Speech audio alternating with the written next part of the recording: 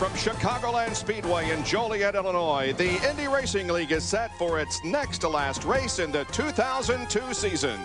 The 2002 Delphi Indy 300 was held on September 8, 2002 at the Chicagoland Speedway in Joliet, Illinois. It was a packed house of approximately 50,000 spectators in the stands. It was the second last race on the IRL calendar in 2002, and Panther Racing's Sam Hornish Jr. was on the pole. Sam Hornish Jr. looking for another championship down on the inside. Chevrolet Corvette pace car is off. Field under the control of the pole sitter. Hornish accelerates, green flag is out, and we're underway at Chicagoland. Hornish followed by Rice, leads them into turn one. Little Al slots into third place.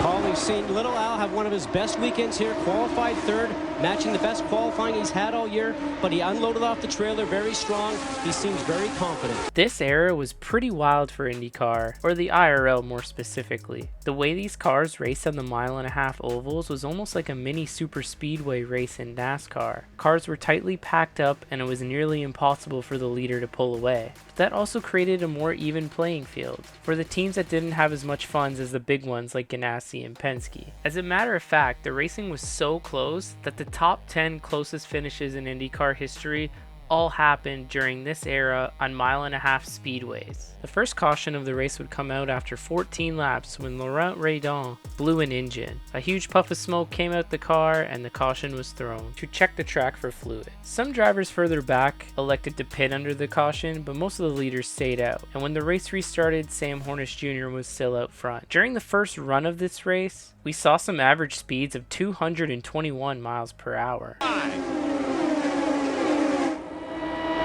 Buddy Rice, Paul, with that infinity power. Now Buddy's really auditioning for a job, and here he goes. Coming inside, coming inside. And Buddy Rice goes to the lead. Eddie Cheever talks about two cars in his team next year. And given his performance, you would have to think that he can't ignore Buddy Rice as one of his team member, and of course Eddie would be the other. The race would remain green for a while. The next caution would not come out until lap 52, but during the green flag run, the broadcast showed some pretty cool telemetry on Unser Jr.'s car. Sitting in third place. There's his onboard, and there's the Firestone telemetry, Scott. And watch his hands. Look how smooth he is right through here. He's not moving his hands very much. Tells you that the car is working very well for him. I spoke with him at the driver's meeting this morning. He just had that sly smile, and he just says, I have a very good race car. It was pretty cool of the broadcast, especially at this time, to keep track of the lateral Gs. As you see, Al Unser was hitting 4 Gs in the corner and going between 213 and 225 miles per hour. That lap 52 caution, as I previously mentioned, would come out because Gil de Ferran would absolutely hammer the outside wall. He's high up against the wall. De Ferran catches the wall.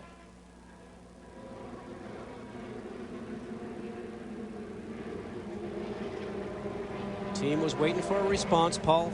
Engine still driving that wheel. Yep. That means he was not, in my estimations, turning off the ignition. This is a pretty critical position until that engine winds down. De Ferran has it shut off. He hasn't shut it down. You can see the wheel turning right there. His throttle is stuck.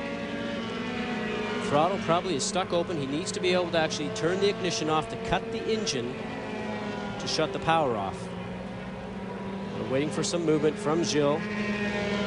There you saw one of the crew members turn the ignition switch off.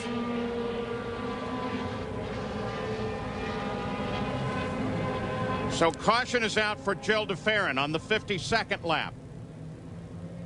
Safety team is there.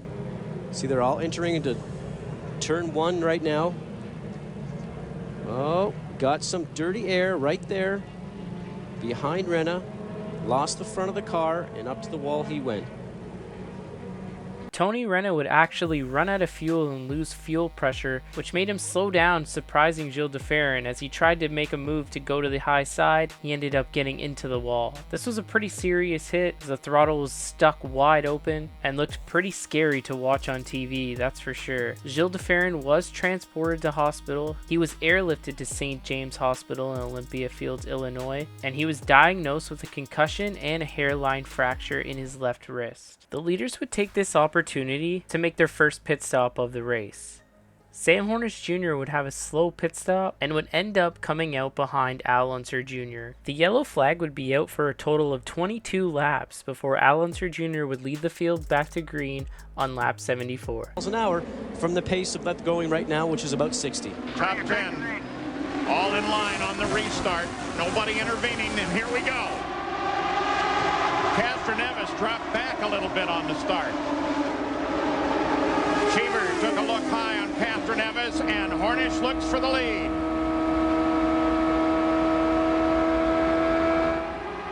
Hornish goes to the high side, then brings her down inside of Unser Jr. And it's Hornish back to the front.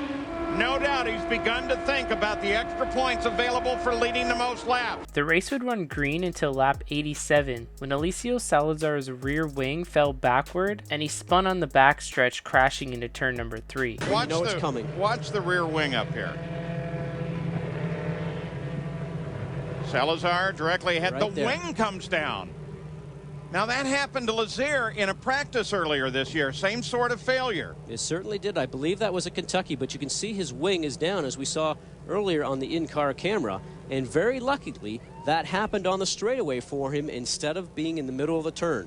Thankfully, he never made contact with anyone else, and he only made slight contact with the outside wall. Sam Hornish Jr. would lead the field back to green on lap 95. Flag flies, back racing.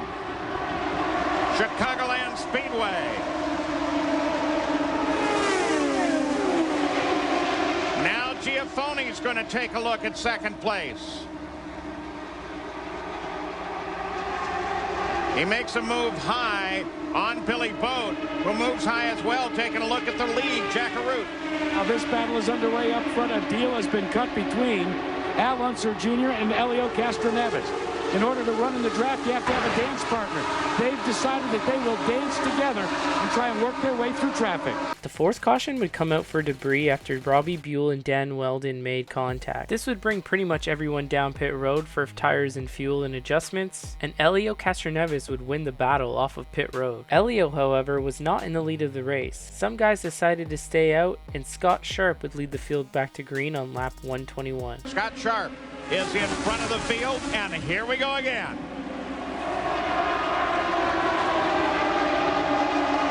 Look back there at Castroneves. Look at that gaggle of cars there, Paul. 3 or 4 abreast going into turn 1.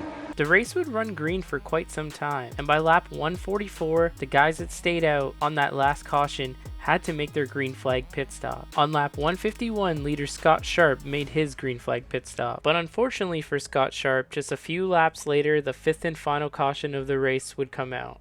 Oh! Another caution. Another piece of contact with the wall. And this time it's Dare. Ayrton Dare, winner early in the year, driving for A.J. Foyt, the Harris car. That's a pretty good look against the wall. Right front's gone. They never ended up showing a replay of this incident, but Ayrton Dare was unhurt and got out of the car under his own power, as all the leaders came down pit road. Helio Castroneves would lead the field back to green on the restart. And there they go. Green flag is out. Castroneves going to lead him into 1. Unser Jr. closes up. Mira looks on the inside.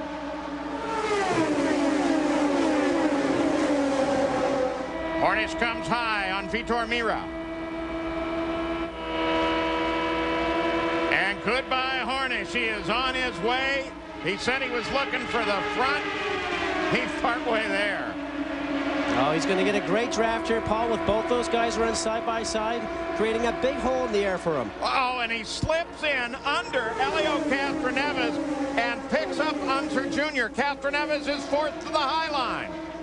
And that's what he needed to do. Remember, Al Jr. is not in the championship fight right now. Obviously in the fight for the race today. But Sam Hornish has now put his biggest challenge behind him. The intensity really picked up as the laps are winding down, as at the front of the field they are pretty much running side by side for the final 20 laps of the race, which is remarkable. I'll let you guys enjoy the final 3 laps of the race. Too close for me to call. Of course, nobody's telegraphed what they're thinking for the last lap either. Brian Barnhart told these guys in this morning's drivers meeting. Whoa! Cheever tried to get down inside Castroneves. Doesn't work. Lazier's now up in that fight. Lazier comes up alongside Castroneves. Hornish again over the line first. Foot that time. You were lead by 1 foot. Oh! See, the teams are watching that. Now it's Kelly's team. Their responsibility to get on there and say, hey, you need to try a different line now, Unser Jr. Because right now, you're not leading where it counts. Unfortunately, we can only listen to one radio at a time. You wonder what everybody else is saying while we listen to Carter and they pass under the white flag. By just about a foot that time. Paul, there's not a spectator in these stands today that is sitting down right now. 2 by 2, the front 4. The field all tightly bunched together. Heading into turn 3. Oh! On the final lap. Now Buddy Lazier comes up to take a look to the inside. And Unser Jr. and Hornish go to the line side by side. Unofficially, it's Hornish who takes the win. Oh, boy, it was amazingly close. Hornish with his 7th career win and at 24 thousandths of a second.